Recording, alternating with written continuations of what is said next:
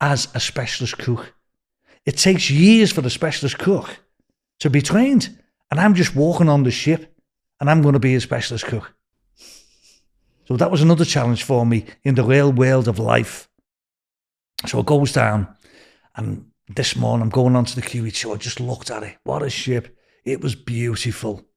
Goes on, signs on at the purser's office, does everything.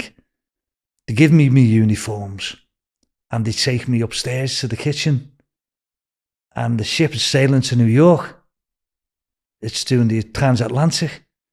Goes upstairs, doing the kitchen. And there's a thing called turning potatoes. You have to, like, it's an English style where very fancy potatoes, you have to turn it and the peel, and then you have to roast them. And I couldn't do it. So I was fucking all up. I was fucking all the potatoes up.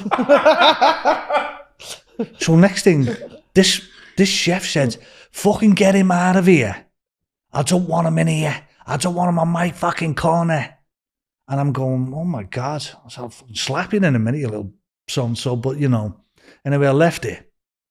Then I got moved in, and an old friend of mine, I'll give him a shout out now, Tony Lawless, lovely man. He came to my rescue, and he went, what's all the commotion about? And he said, are you from Liverpool? I went, yeah. He went, get over here with me. That's what the Scousers do. So I got over with Tony, my old mate, and I started doing sandwiches with him and cooking soup, boiling soup and that, and I helped him. So when I stayed in the kitchen, we'd stop in New York. Now, my mate, Ronnie Gibbons, he went to New York to be a professional fighter. And I was telling all my mates on the ship that I knew him, you know. I said to Tony, we've got to go and see Ronnie. He's turned professional. And he was under a guy called Gil Clancy, and he was at Gleason's gym in Manhattan. I couldn't wait to get off the ship in New York. So we gets to New York after 5 days, goes up to Gleason's gym in Manhattan, goes up there, walks up these stairs, and Gil Clancy's in the gym, and he goes, yeah, can I help you? And I said, I'm looking for Ronnie Gibbons. And he went, yeah, he'll be in a minute. So Ronnie comes in, just walks in. I went, all right, lads, how are you? He went, oh my God. He said, what are you doing here? I said, I'm on the QE2. Go away. Yeah. So next thing I stayed with him like for about 4 hours. He had 4 sparring partners. He said, Terry, I'm going to be welterweight champion of the world. That's what he said to me. He did make it to number 1 in the world. He did actually make it. So anyway, here's the two of us, all little kids when we were 8. We're 18, 19 now, in New York, walking down 42nd Street. From Liverpool to New York, walking down 42nd Street together. Anyway, he said, anything going on the QE2? I said, oh, I don't know yet. I don't know what's going on. So I said, I'll see you next month. I go back on the QE2, stayed with the kitchen. This guy came to me and he said to me, why don't you become a waiter? You know, there's more money, you can make tips and that. So I said, all right. So I went down to the office and I put a request in to be a waiter. So I put that request in and I became a waiter. Went up what you call top side. Started out first at washing glasses, cleaning the glasses. They had to be spotless and first class for all the customers. And a lot of stars were going on there at the time. Anyway, I got better at that. And I got this job as a first class waiter, serving cocktails. And I ran the whole restaurant. And I was making a fortune. So I thought of a way out to make more money. And, you know, with the Americans, you know, sometimes they wanted a large vodka. That means 2, but I'd give them 1 and charge them 2. And we started making a fortune on the ship. And things were getting great. So we got to Southampton and we were signing off the ship for a month You do 3 months on and 3 months off. And what I noticed in the corner was the wages. There was 2 suitcases. And it was just full of £10 notes like this. And £20. And it was incredible. I just looked at it, I took one look and I went, oh my God, I'm having that. That's the first thing I thought of. There must have been thousands and because there was 1,800 staff on the ship. They had to pay out. So I waited for the purses after they'd done the payout, and I followed them back to Cunard. That's where they came from. Anyway, gets off the ship and I thought, go to Liverpool. I know a few fine crime families in the South End I'd been in Borstal with, been in jail with. And I went to 2 particular ones, very well known they are, in the area of Liverpool. Hard cases, done a lot of violence, and they knew me.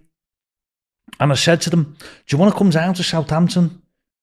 And when these fellas, the purses, are taking the money, the takings onto the QE2, I said, just have it off them. I said, I'll drive, or I can take you. Because I'd done the snatches and night safes, and we were experts at that. So I said, I'll drive.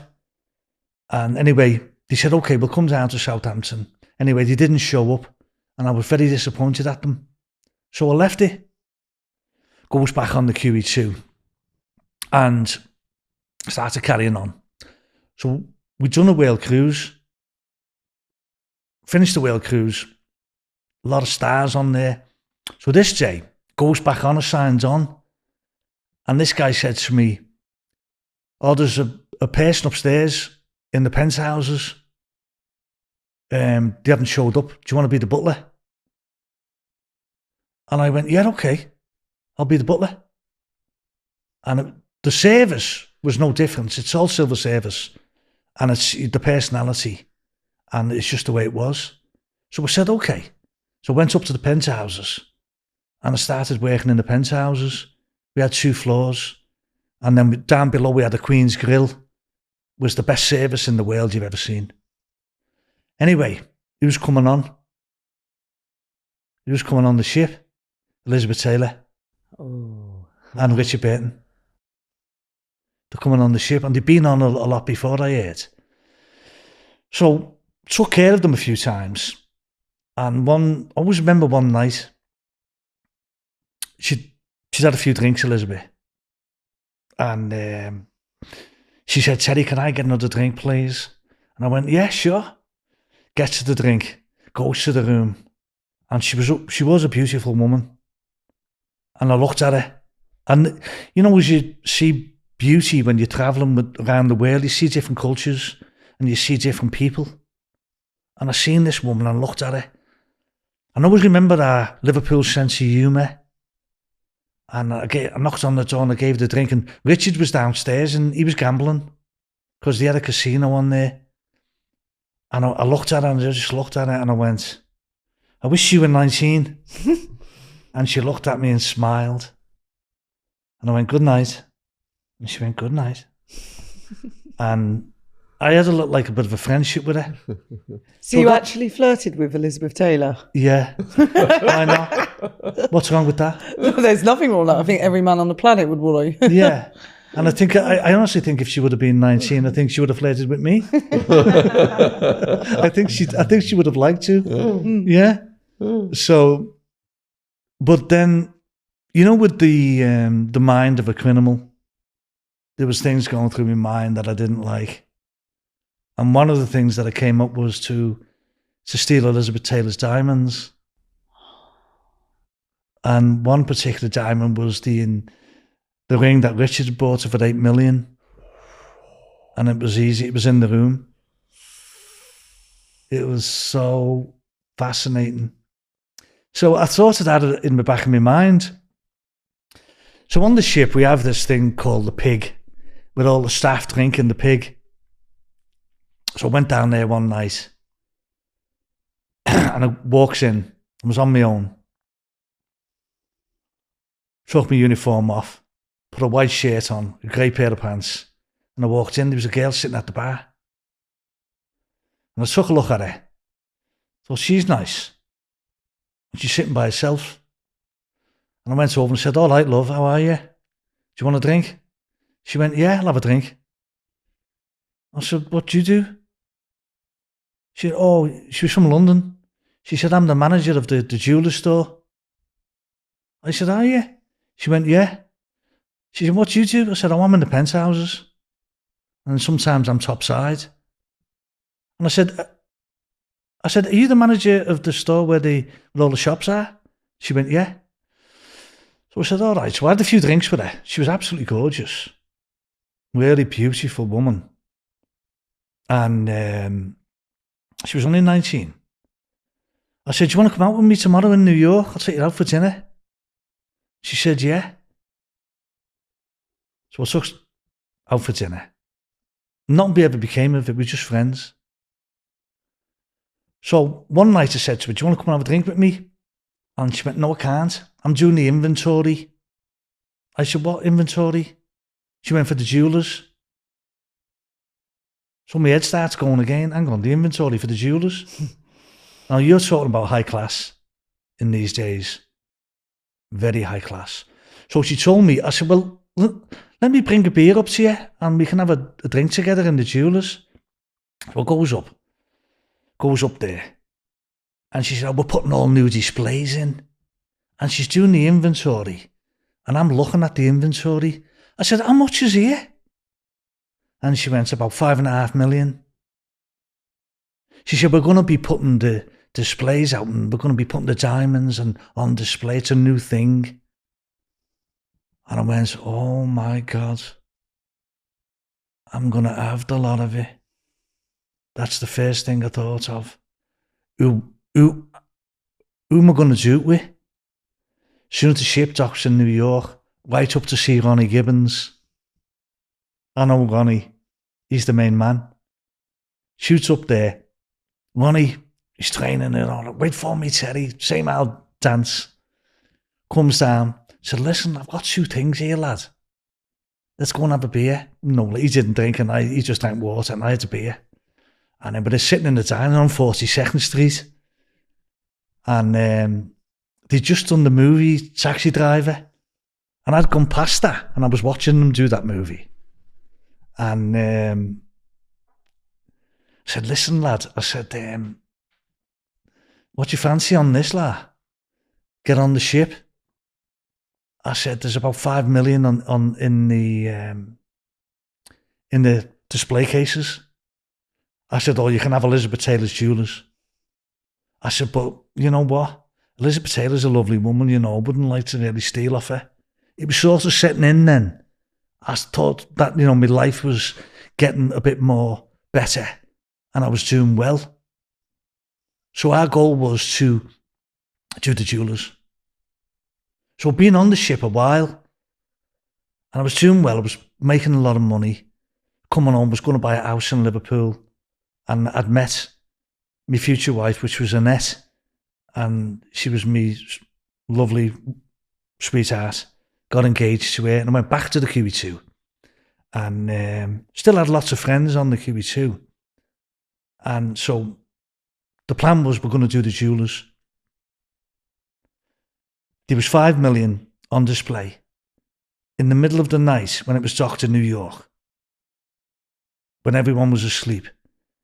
We were going to use a fire hydrant on the ship.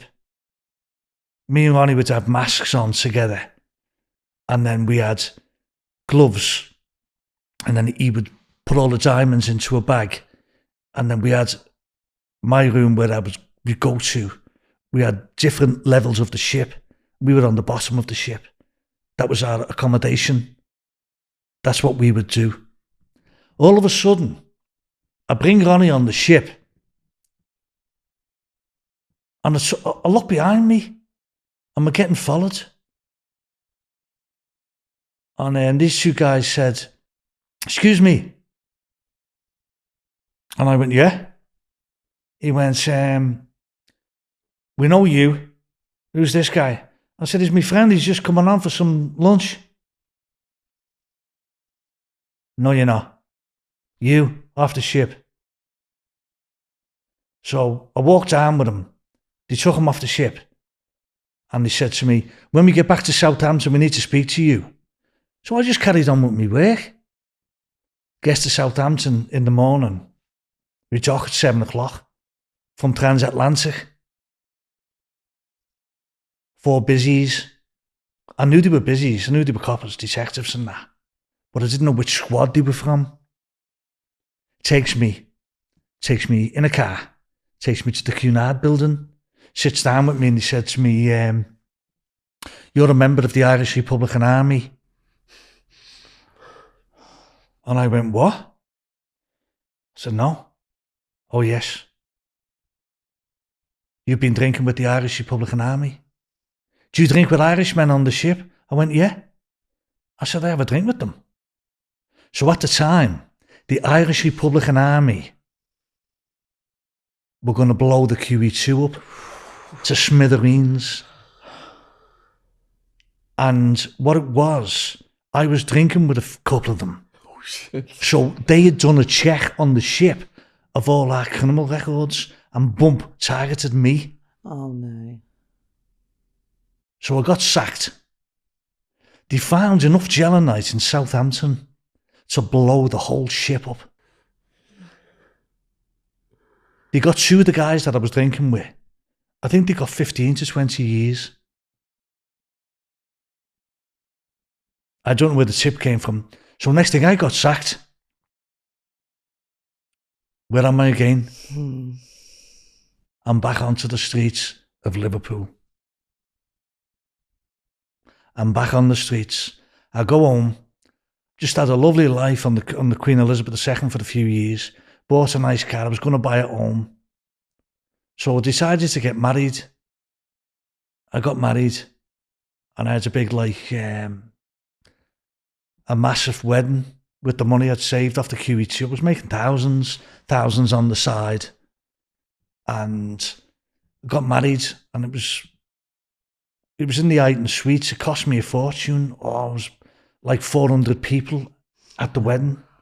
And it was like, if you looked at the Godfather's wedding and you looked at my wedding today, it was similar. It was actually similar. Because people look at my wedding albums now and they say, this is like the mafia. You've got a blue suit on. Velvet suit. Look at you. Look at this. 400 people, big party. After the wedding, I was on my own.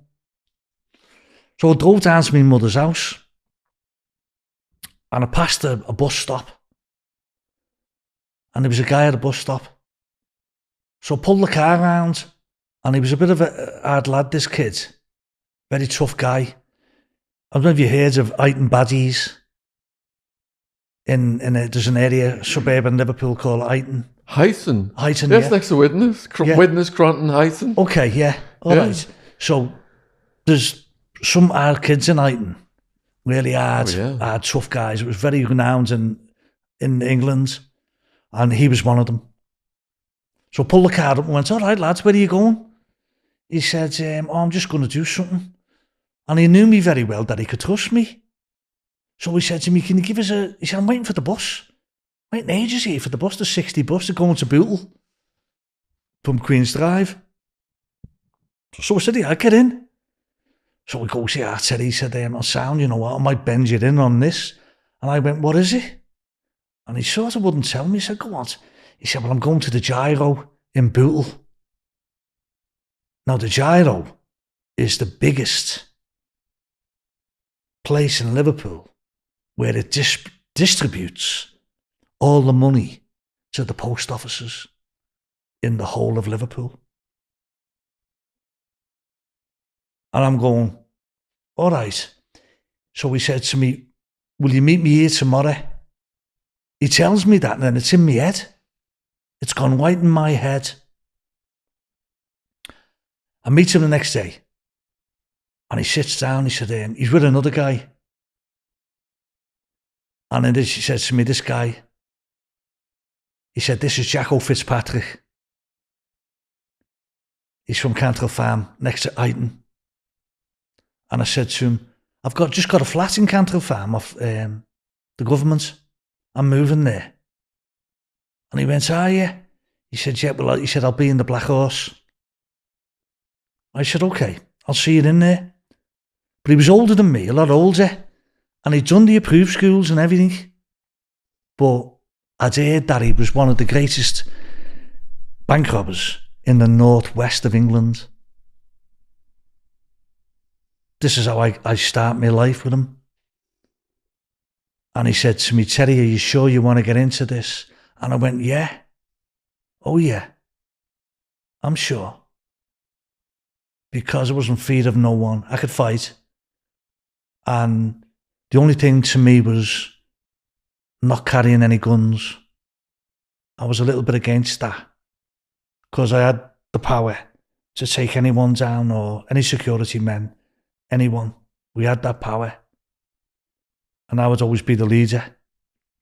So this particular day, Jack Attwood spoke to me. He was in another pub and he said, I'll tell you confidentially. He said, we're hijacking a van in Cantrell Farm. It's the first stop. It'll be 65,000. We reckon 65,000 to 100 grand. He said, Teddy, do you want to drive the car? I said, well, to be honest with you, I've been to the gyro. And I've done my own surveillance. And I'm going to be doing what you're doing. So I said to him, I've been following a van. And it's going to out of Butler into Sefton. And it does 11 drops. So I worked it out. For 3 months, the 11 drops would be about £250,000 at the time. So I went out. I picked a guy from one of the toughest guys from Kirby in Liverpool. And then I picked my old partner, John Lally, because I've done so many things with John. And I picked another guy who was a bit of a tough guy, but really, he was a shithouse.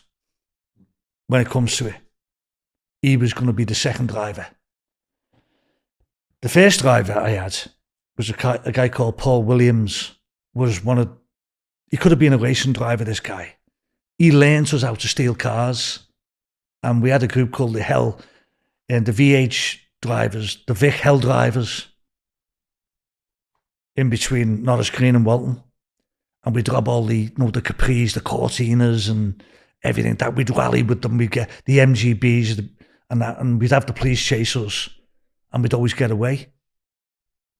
And Paul was the best. So he would be on the first driver. My second driver was Frank Glass. He's a tough guy. So we thought he was. And Heavy Man from Kirby and me and John. I was the main man. This was set up for 3 months. We would strike on, it was a bank holiday at the end of April. That the following weekend it was a bank holiday. So that there would be 2 loads of money. And we would strike at 9 o'clock. It was all set up. I'd taken them there. I got the safe house ready. I had the safe house ready from another tough guy that I was in Borstal with. It was all taken, but nobody knew where I was going. I would be the main man to carry if any trouble started. I would give them the directions what to do, where we're going, and what we're going to do to hijack it. So in Los Angeles, there was a movie called Heat. Brilliant. One of the greatest I've ever seen. Now, they are actors.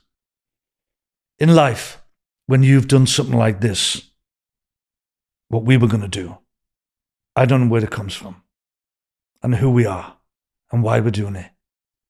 But it takes some men to do it. And especially to do this.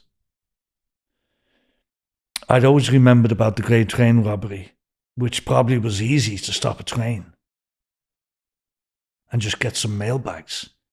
The whole objective of doing a a robbery is to get away. It is one of the most significant things is to get away.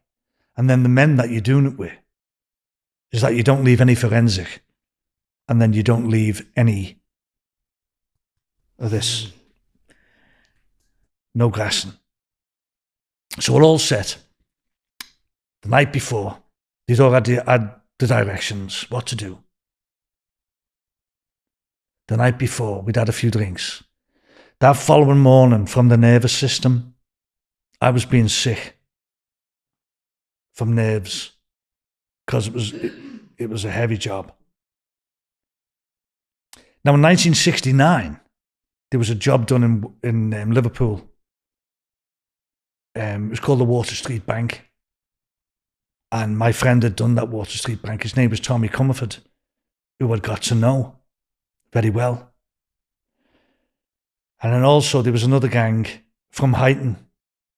When I was doing physiotherapy in Walton, a guy called Tommy Smith. And they hijacked a sorting office in Worcestershire.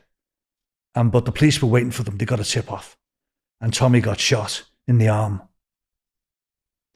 And Tommy Comerford had give a cigarette lighter to a lawyer, and the cops seen it, and they caught Tommy, and Tommy got 10 years.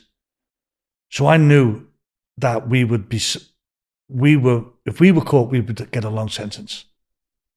But we didn't care. And also I was married.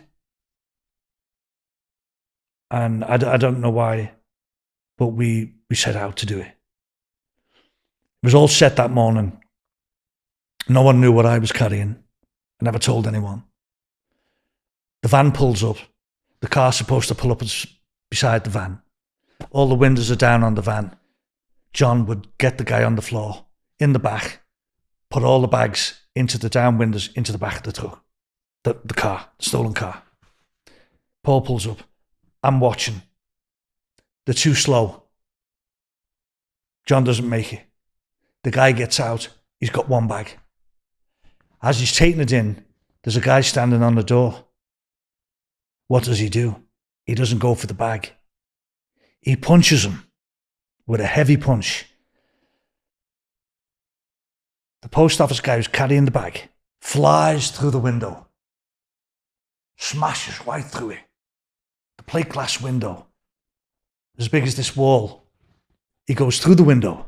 He's cut to pieces. Now, there's a line, a queue, all getting the pensions because it's double money. There's a milk float in the corner here. This goes off. And I'm going, oh my God, he hasn't got the bag. The guy would not let go of the bag. So I ran from behind a tree. We got the masks on. We're all in black. I go over and I grab the guy. He's cut to pieces. And he won't let go of the bag. So I had a rifle down one part of my body here that was loaded. And on this side, I had a claw hammer. So I said, let go. And he wouldn't let go. So what I decided to do was take the claw hammer out and just threaten him. I didn't want to hit him. And I was so shocked what's gone on. We had to follow through. They would have my orders.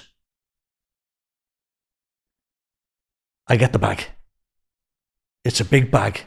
There's a significant amount of money in there that we'll never get. But it's all gone wrong. Absolutely gone wrong. Paul's in the car. A guy comes behind the car and whams us in, and we can't get out. We're stuck. Imagine this. All the people that are getting the money run to the milk float. They get the bottles of milk and they start throwing them at us in the car. We cannot get out the car. I get out. I go round. Paul, get out. Drags him out. Get in the back. Get in the back. So I did the Vic Hell Drive movement. The Hell Driver. Vic Hell Drivers. Put the car into reverse. Put the clutch very low. Let it out a little bit. Vroom. Boom. Push him off us. Push him off us. I got the car out.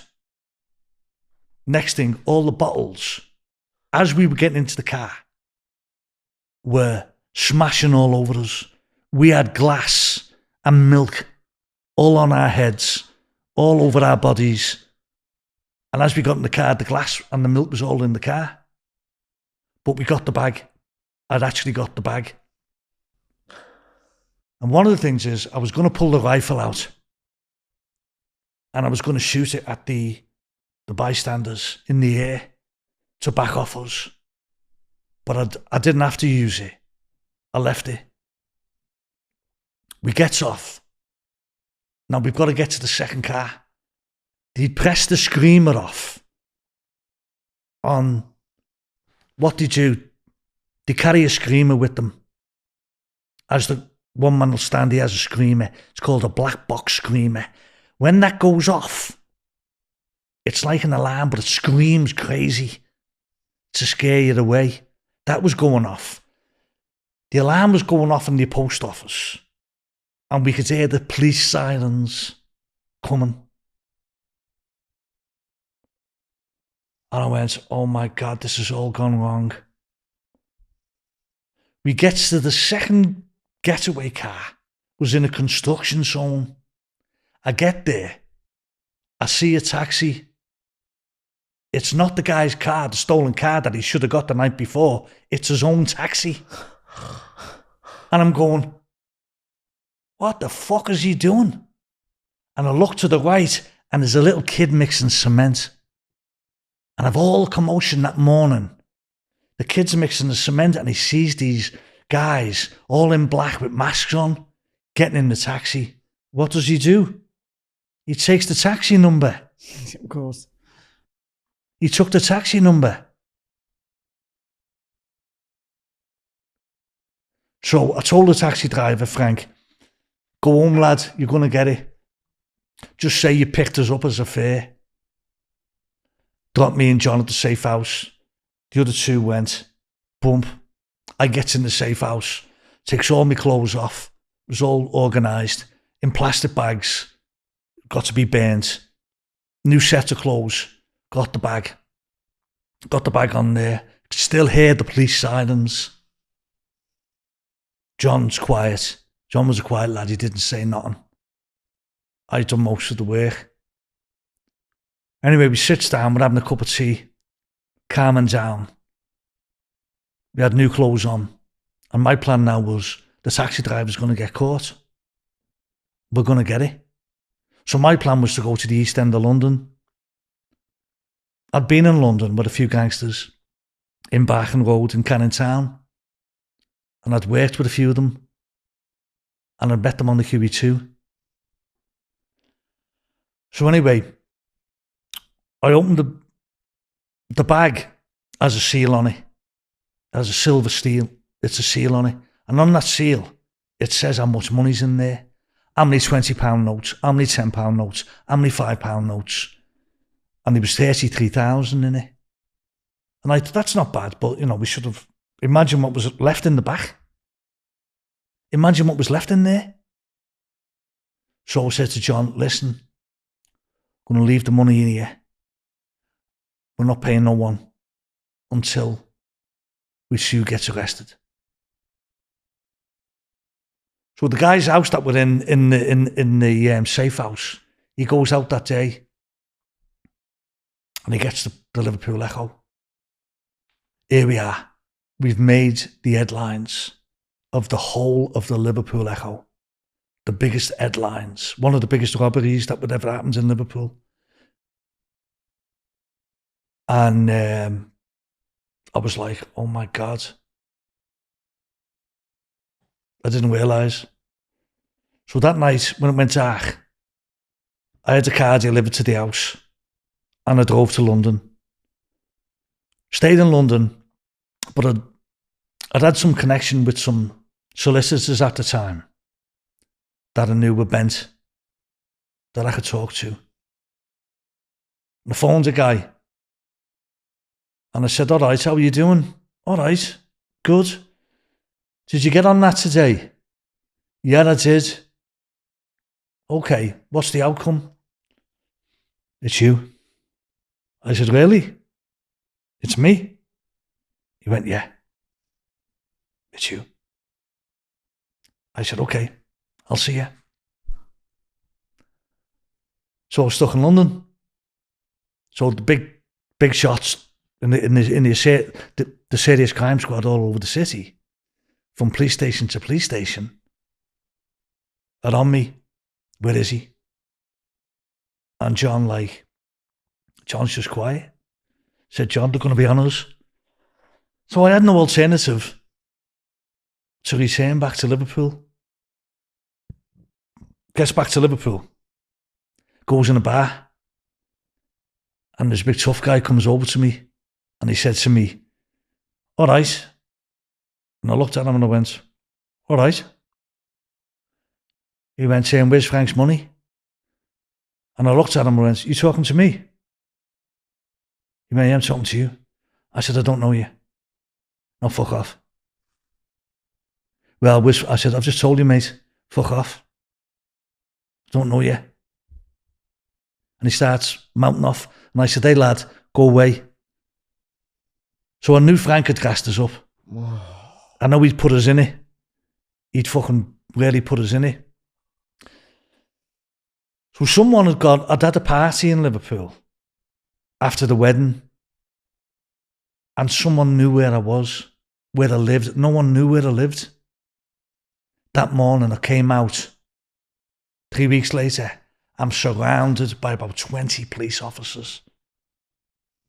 Got me against the wall, never said nothing to me, never read no remand rights, no rights, put your hands behind the back, you're under arrest. I know they were loaded with guns at the time. I knew. They had gloves on and everything.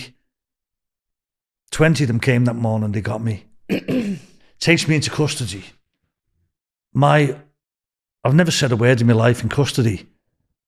And anyway, basically, I was under investigation. Anyway, they said to me, you're going on an identification parade.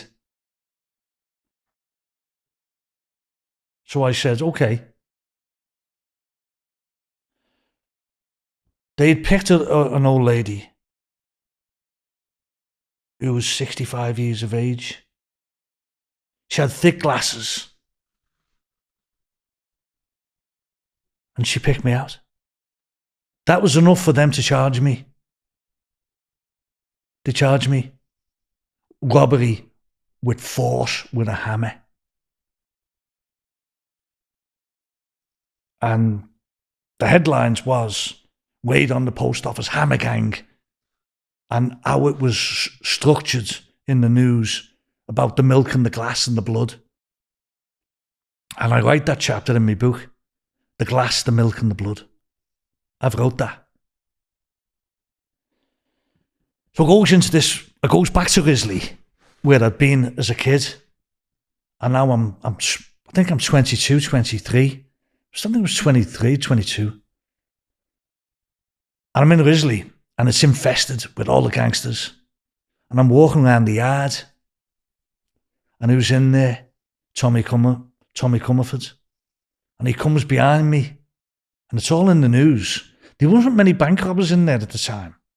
It was mostly for importation. I did not know much about importation till later on in life.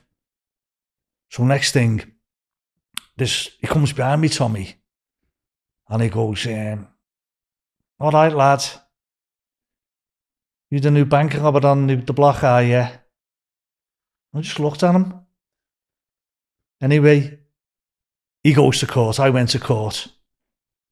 And he come back to me and he went, how are you doing and that? And he said, I was involved in the Water Street Bank in 1969 and I got 10 years. And he was asking me about the case. I said, I don't know much about it, I said, I wasn't there. I said, I was in bed. I don't know fuck all about it. I was in bed. And they were all in there then. Charlie Seeger was in there. John Haas. the Bennett's South End. I got to know some of them. I just sat with some of them and that, you know. John Hass was the guy John was quite big. He had the big security where they'd done something. They got 18 years and the MPs let him out. And Charlie Seeger was a good friend of mine, best friend, who had met Charlie a few times. And he'd been involved in a murder.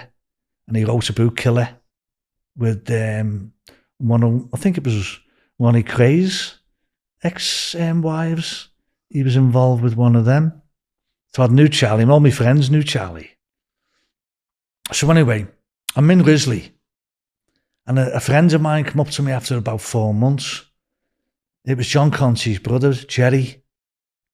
Jerry being arrested for travellers checks, 3 million on the docks. And he came up to me one morning and he said to me, Jerry, you've got bail. I put a bail hearing in to the Crown in London, where the 3 judges listened to it at the Old Bailey. And he said, you've got bail. I went down to the PO's office. They come out and they said to me, yeah, you've got bail.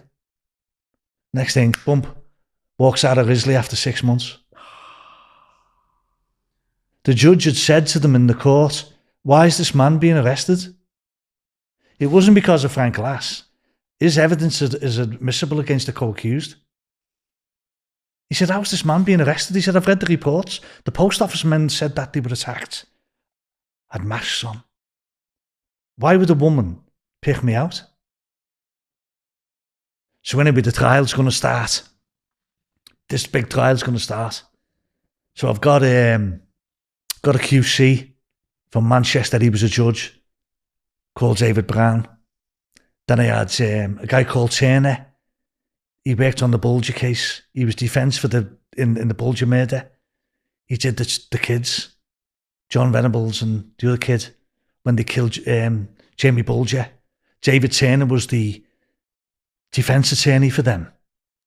And at the time, he was a junior barrister for me.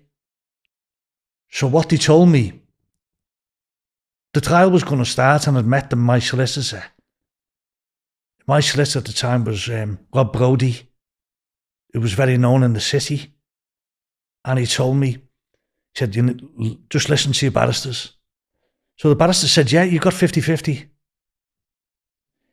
And I said, well, what's the other 50? Oh, 50 get off. What's the other 50? He said, 10 years.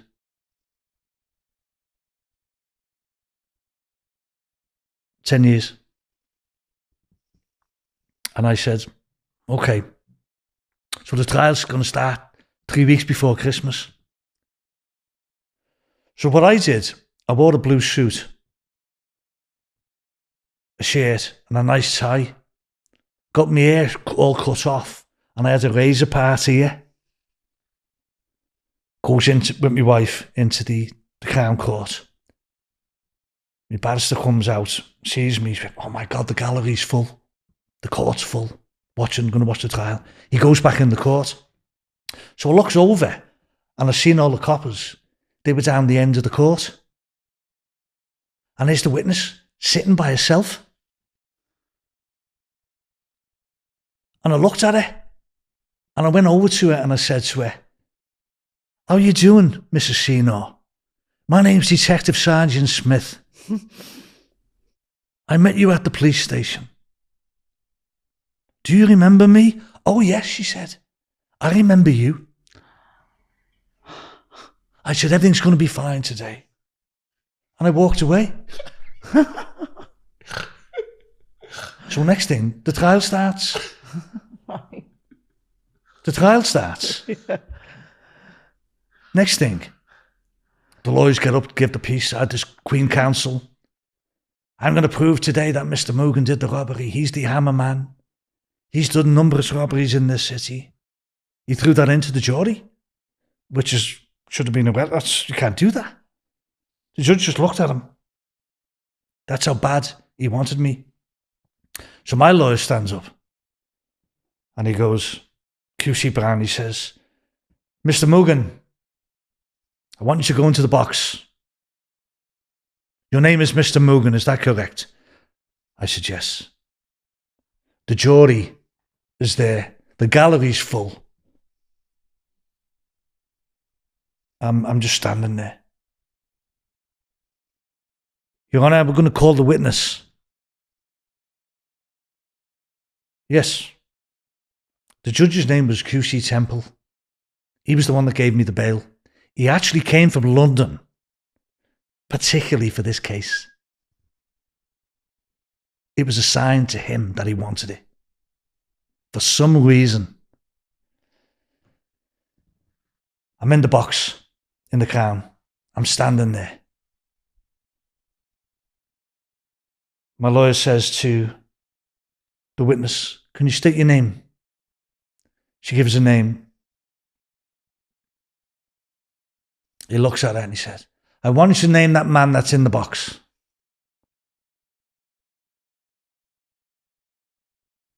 She looks and she goes, yeah, that's Detective Sergeant Smith.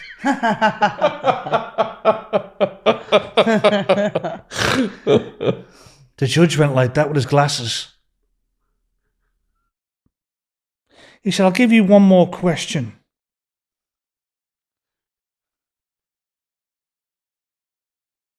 He turns around and he says to her, was you shown any photographs in the police station? Oh, yes. Was it Mr. Moogan? She went, oh, yes. The judge just went like that. Took his glasses off, rubbed his eye. He went, I've heard enough. I'm stopping the trial. I'm stopping the trial. They came back, sent the jury out, came back in. Clerk of the court got up. Judge told him, I want you to find Mr. Moogan not guilty. Wow. I get a not guilty. Wow. How'd that feel? I walked out the court. I was congratulated by the jury and all the people in the gallery. Terry, well done. And I went, fucking well done. I went, I haven't done nothing. Frank Glass would be sentenced to 3 years of probation for being a police informer. He told them everything.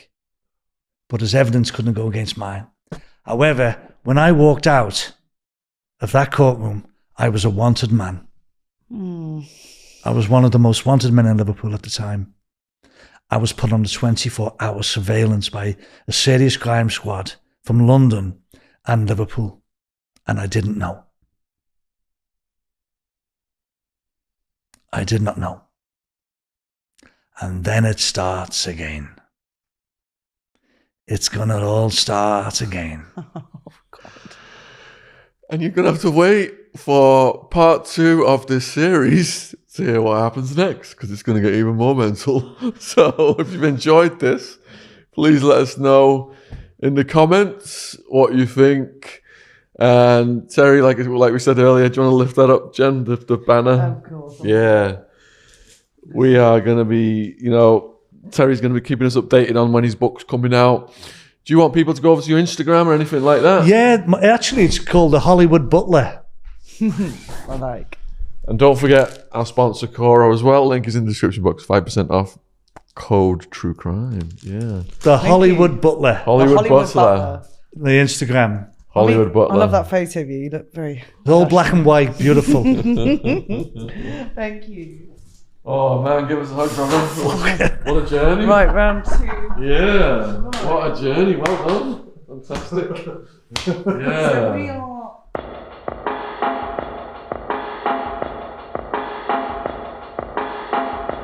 This podcast is sponsored by Gadfly Press. We are proud to announce the publication of Britain's #1 art forger, Max Brandrett, The Life of a Cheeky Faker. And from the back cover blurb, Max the Forger is an artist and gentleman whose colourful lifestyle has spanned over 70 years. He has lived under the strict regime of Bernardo's children's homes, been an elephant handler in the circus, lived rough, busked his way from Brighton to Bombay, sold his fakes up and down the country, dined with dukes, socialised with celebrities, associated with gangsters, served time in prison, and donated tens of thousands to charity. And through it all, he has never stopped smiling and loving life and missing his mum. Quote from the book. Mr. Brandrett, I do not see you as a malicious criminal, sighed the judge. But why, oh why, do you continue to use your God-given talent in this way? I just can't help myself, Your Honour. It's like an addiction, I grinned. Available worldwide on Amazon, link in the description box below this video. Thank you for supporting our sponsor.